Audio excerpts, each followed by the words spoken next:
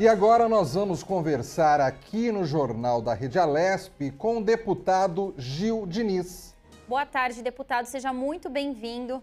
Deputado, os trabalhos aqui na casa devem ser retomados no dia 1º de fevereiro. O senhor, que é tão presente, deve estar com saudade dos debates no plenário, né? E quais os planos para os próximos 2 anos de mandato? Ana, obrigado, Fábio, pela oportunidade. Estou aqui na Assembleia de São Paulo, venho aqui praticamente todos os dias, né? Estamos em recesso, mas o trabalho continua. Por mim, estaria tendo plenário, comissões, conselho de ética e tudo mais. A casa vai ser bem movimentada esse ano, né? Nós estamos nesse processo aí de pandemia, a gente precisa trazer soluções para o nosso povo de São Paulo. Então, eu acho que vai ser um ano muito mais, com muito mais trabalho do que foi 2020. E, para dar um exemplo aqui, a gente sempre está na Assembleia de São Paulo.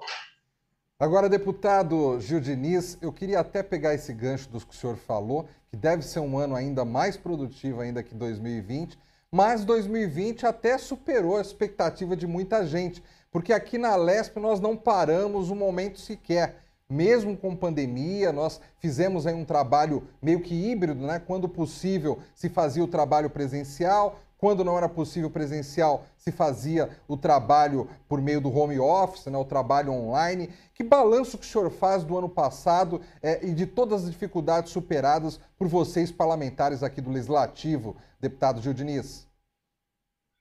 Olha, a pandemia, né, ela nos trouxe aí esse desafio de encontrar meios de continuar trabalhando. Eu já tinha, junto com alguns outros deputados, essa proposta, né, de modernização aqui na Assembleia, de poder usar os meios virtuais e também de começar a protocolar os projetos por meios virtuais também. Nós, por exemplo, o presidente da Assembleia, com uma crise aqui, que eu dou os parabéns por essa iniciativa, ele fez, né, a Alesp sem papel, por exemplo. Hoje nós protocolamos os nossos projetos, as nossas demandas, por meio virtual também. Então, com a pandemia, além de tudo isso que nós estamos vendo nessa questão da saúde, que é muito sensível à nossa população, foi um momento aqui de modernizar o Parlamento Paulista. Então, sempre que foi possível, nós estivemos trabalhando ou presencialmente aqui no plenário ou virtualmente através da ferramenta virtual. Então, vai ser também um legado que vai ficar na Assembleia o uso dessas ferramentas, né, digitais virtuais para modernizar o Parlamento de São Paulo, o maior parlamento aqui da América Latina. Agora, deputado, o senhor que é autor do projeto de lei 655 de 2020, que trata aí da obrigatoriedade da vacina.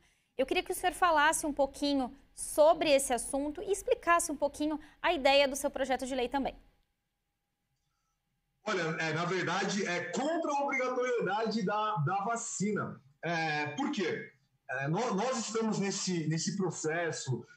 Há muitas discussões, há a questão da discussão sobre o tratamento precoce, há a questão da vacina, aí tem a Coronavac, tem a Pfizer, AstraZeneca e outras vacinas que estão surgindo nesse momento, mas que estão numa fase ainda experimental. Ou a Anvisa, por exemplo, liberando essas vacinas para uso emergencial. Então, o que eu acredito que dentro da vontade do cidadão, do esclarecimento, do convencimento, tem que ser de livre e espontânea vontade a apresentação dessa pessoa para se vacinar. A gente não pode obrigar, cercear com algum motivo, ou seja algum serviço público, algum cidadão que não se apresente para ser vacinado nesse momento onde as vacinas foram liberadas emergencialmente. Então, eu acredito, né, que o convencimento, os esclarecimentos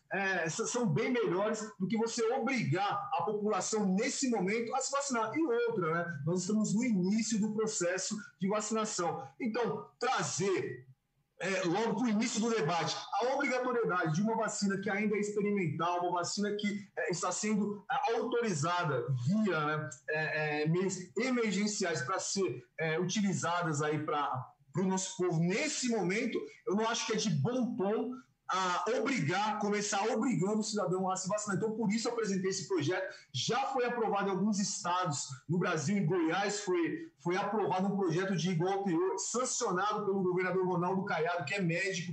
Em Minas Gerais, a mesma coisa.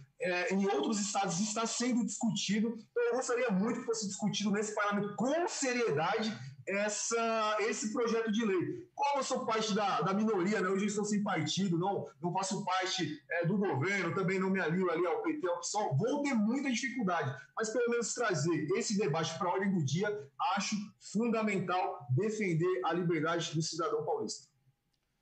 Deputado, o senhor teve um projeto aqui, o 599 de 2020, que foi aprovado para que o Estado de São Paulo seja mantido nele atividade religiosa durante a pandemia. Explique para a gente esse projeto, por gentileza.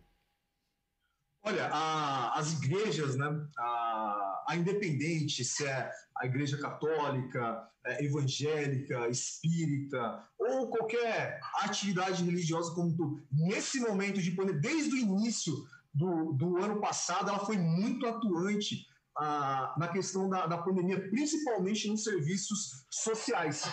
Então, nada mais justo, né, do que colocar em lei esse serviço religioso, o serviço assistencial, né?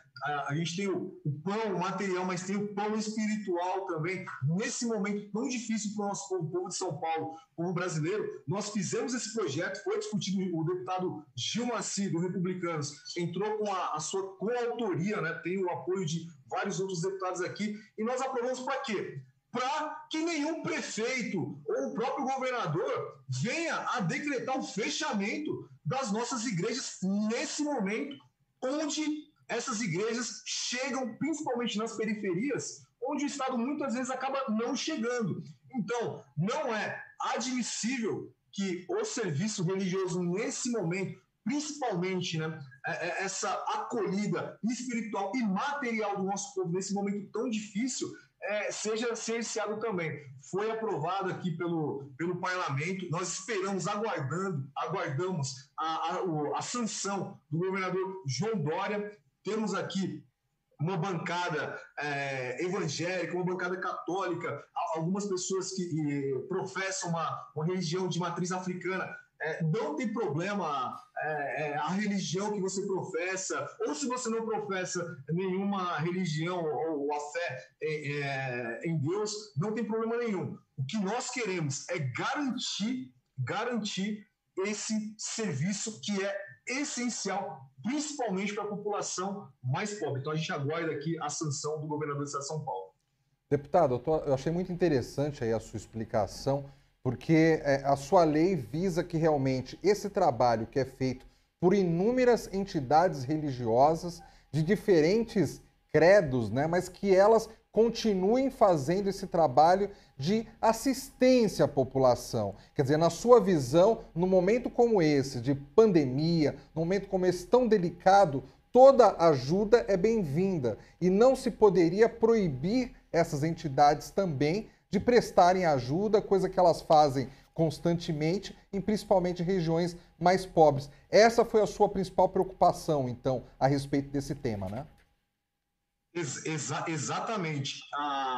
As igrejas como um todo, eu sou católico, né? Eu professo a fé católica, sou cristão católico, mas independente disso, eu nem coloquei esses termos, né, determinando ali quais igrejas ou qual serviço religioso, tanto é que nós deixamos bem amplo o projeto, é justamente chegar no cerne da questão. As igrejas como um todo, o serviço religioso como um todo, ele abrange todo o estado de São Paulo, toda a cidade de São Paulo, estado de São Paulo, todo o Brasil. Como eu falei, as igrejas em si, elas chegam muitas vezes onde o Estado não consegue chegar. Então, nada mais justo do que garantir em lei que essa atividade ela não vai ser cerceada. E sim, acredito sim, e o parlamento aqui votou, né, e aprovou por unanimidade, que esse serviço é essencial, principalmente nos momentos de pandemia. Então, nós aguardamos aqui essa sanção do governador justamente para prestigiar essas pessoas, muitos anônimos, muitos voluntários, né, que já faziam esse trabalho anteriormente e, nesse momento de crise, continuaram ali fazendo esse seu serviço, né, de caridade dentro aí das suas denominações religiosas. Então, para essas pessoas aqui, o meu parabéns, contem sempre conosco. Deputado, o seu projeto de lei 433 de 2020, né, que institui a criação de uma linha de crédito para motoristas de transporte escolar. Com o cancelamento das aulas presenciais, a gente sabe que esse foi um setor muito afetado e realmente a ideia desse seu projeto de lei é dar um auxílio, um respaldo para esses profissionais. E eu queria que o senhor explicasse como funcionaria, né, esse projeto de lei. Olha, Tayana, nesse momento de pandemia, vários setores foram afetados. Nós recebemos aqui no gabinete profissionais da cultura, muitos aí pararam, por exemplo, de fazer seus shows. Os motoristas, né, de vans vieram aqui na Assembleia por inúmeras vezes, aqui na frente da Assembleia, fazer as suas manifestações. Então nós colocamos esse projeto, eles nos passaram esse projeto, nos convenceram, né, que era um projeto de extrema necessidade, porque muitos motoristas de van estão passando fome, estão passando necessidade nesse momento. E não só esses profissionais, de muitas outras categorias também. Então, é um auxílio, ainda que mínimo, nesse momento de crise. O que nós queremos é que as escolas, né, a aula volte presencialmente agora em 2021, claro, adotando aí todos os protocolos de segurança para a nossa criançada, sem expor aí professores, funcionários, sem expor indevidamente. Mas está chegando um momento que a gente precisa começar a explicar que a saúde mental das nossas crianças está sendo afetada, a saúde econômica dos nossos trabalhadores de São Paulo, principalmente esses motoristas de van que vieram aqui no meu gabinete, conversaram comigo, nos colocaram, né, essa preocupação deles. Muitos estão vivendo de assistencialismo nesse momento, então nada mais justo do que prestigiar. Eu espero que esse projeto seja aprovado também e que a gente possa estender, sendo possível, para outras categorias. O Estado de São Paulo, não diferente do governo federal, não concedeu nenhum auxílio dessa maneira para nenhum cidadão paulista. Pelo contrário, né? O governador, como receita aqui para São Paulo, aumentou vários impostos, aumentou licenciamento, aumentou ICMS, aumentou, por exemplo, renovação de CNH. Então, essas pessoas que já estavam sofrendo porque as escolas foram fechadas, seus contratos foram muitas vezes aí rescindidos, né, com os pais dos alunos, tiveram ainda aí esse aumento, por exemplo, na hora de licenciar os seus veículos. E lembrando, a van escolar, eles não podem, coitados, não podem nem alugar essa van para outro tipo de transporte, só podem utilizar o seu veículo para transportar crianças para a escola.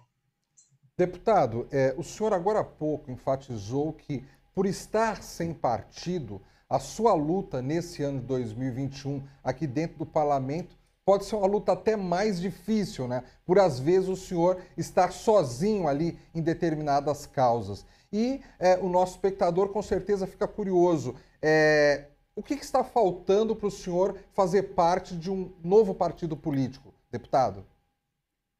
Eu fui líder do PSL, né? PSL que teve aí, no seu auge, 15 deputados dessa Assembleia, no primeiro ano de mandato. Primeiro mandato meu também, tive essa honra de ser o líder da maior bancada aqui na Assembleia Legislativa.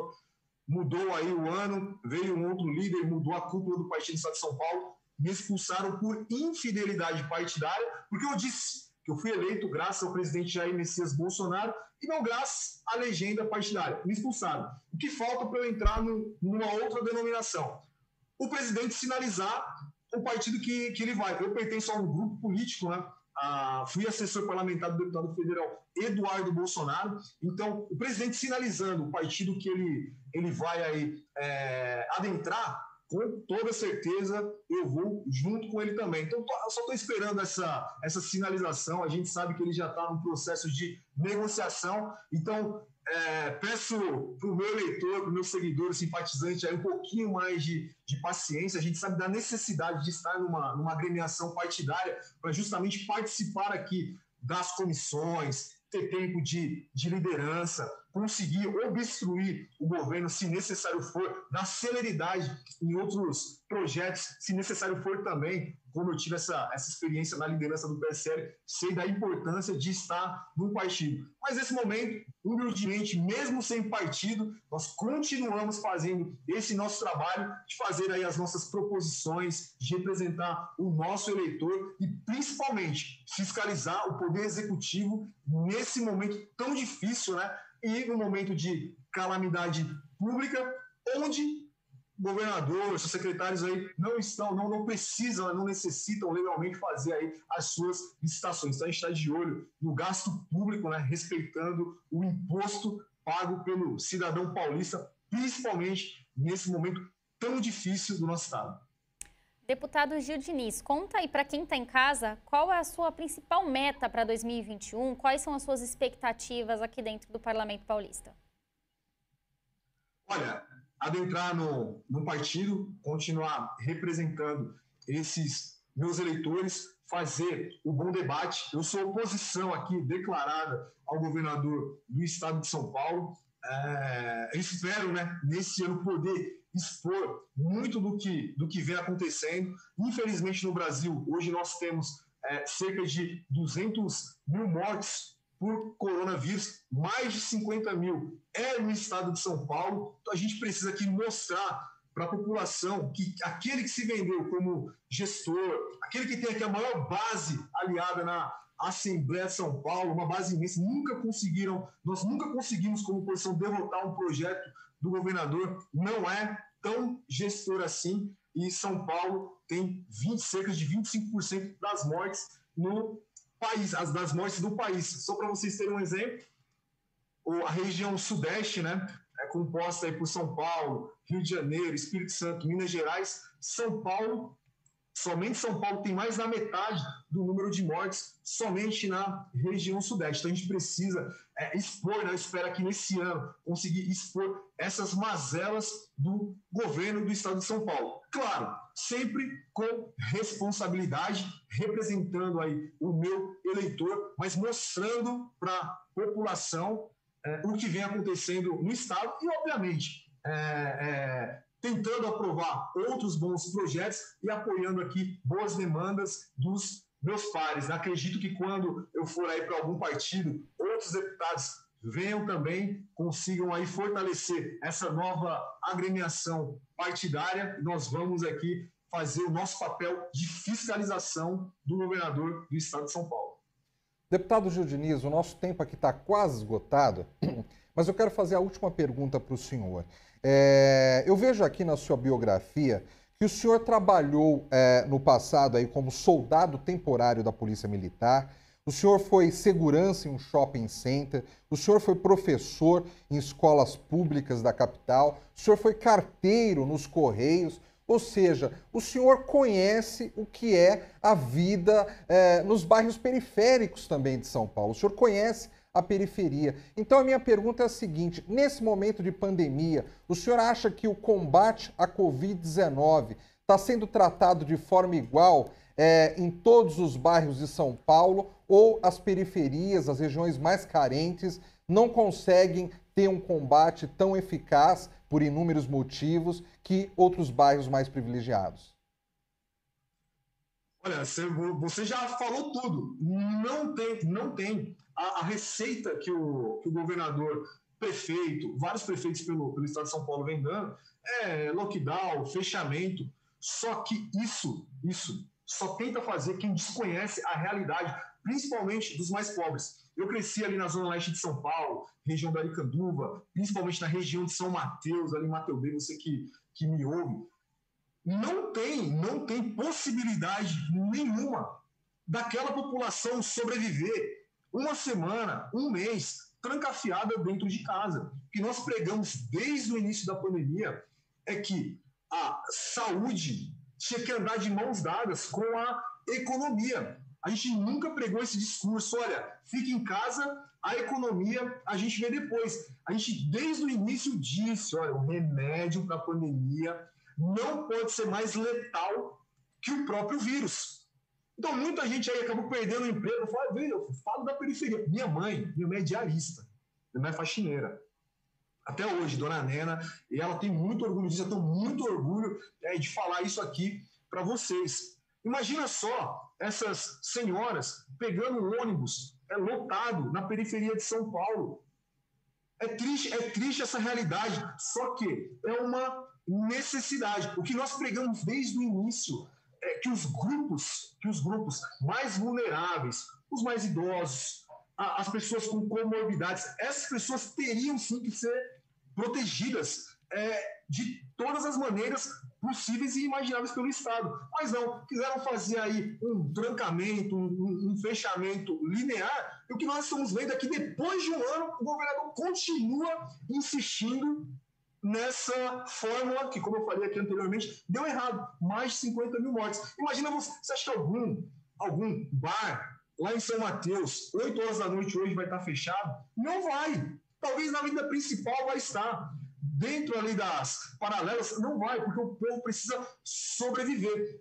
Quando o governador ele adota essa postura, principalmente impondo isso à população mais carente, à população mais pobre, que tem mais dificuldade nesse momento de emprego, de renda, ele joga essas pessoas aí para ilegalidade. Eu vi cabeleireira cortando o cabelo ali do seu cliente, com porta trancada, abrindo, levantando a porta, como se estivesse fazendo alguma coisa errada. A gente não acha que é dessa maneira, a gente acha sim que nós precisamos tomar várias medidas, distanciamento social, questão do uso de máscara, do álcool gel, lavar as mãos. Agora, simplesmente de um palácio ou de Higienópolis, do Morumbi, você falar para a população, olha, fique em casa, a economia a gente vê depois, não é de bom tom e o resultado está aí. 50 mil mortes, milhões de desempregados e uma população que está passando necessidade, e a gente vê isso todas as vezes que nós estamos na periferia. Deputado Gil Diniz, muito obrigado pela sua presença hoje aqui conosco no Jornal da Rede Alesp. Eu agradeço, obrigado. Estou à disposição. Boa tarde, bom trabalho, deputado.